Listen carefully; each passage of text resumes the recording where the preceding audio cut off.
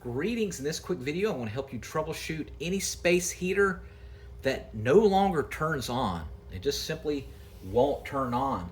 So this particular one is a PTC ceramic space heater that's got the temperature knob here, the thermostat knob, and then it's got the on off right here.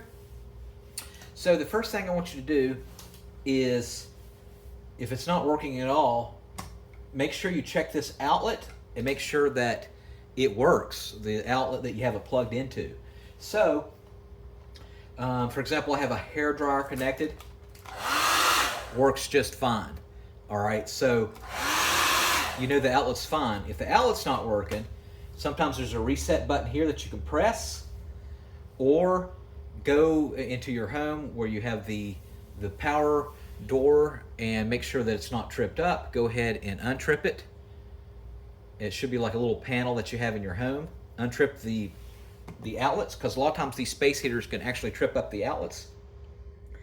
After you've done that, check your extension cord. Make sure that there's no frays or kinks or cuts in it.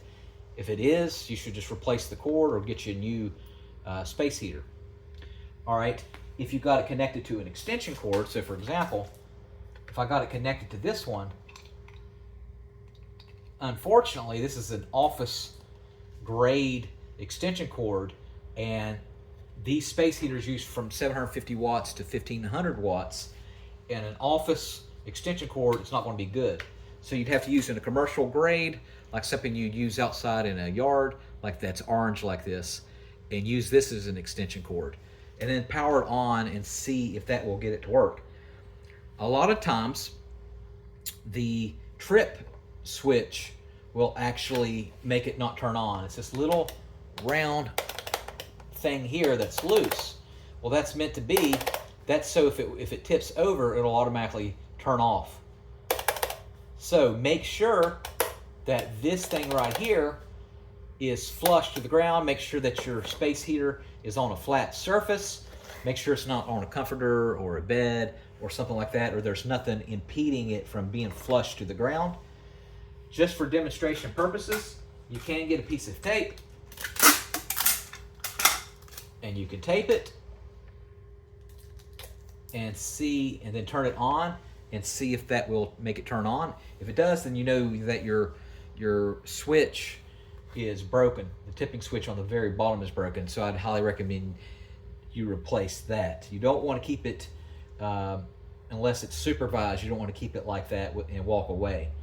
All right, now after you've tried all that, go ahead and get a fan, or rather compressed air, unplug it from the wall, or a hair dryer. You can take this little grill off here. Sometimes they're screwed on that you can use a screwdriver, or just get like a small flathead screwdriver and take this grill off. You can get a brush and brush it, or you can get like a hair dryer or compressed air.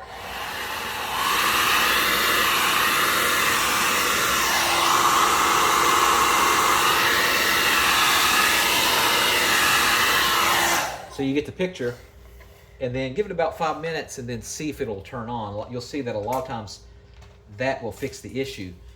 You might have the settings on wrong here. So for example, here's my thermostat, and if I turn it on, it might not work because this is all the way to negative, like this, all the way to the negative. So you turn it on and it won't power on. See, I have it on, but that's because I have the thermostat all the way down to negative.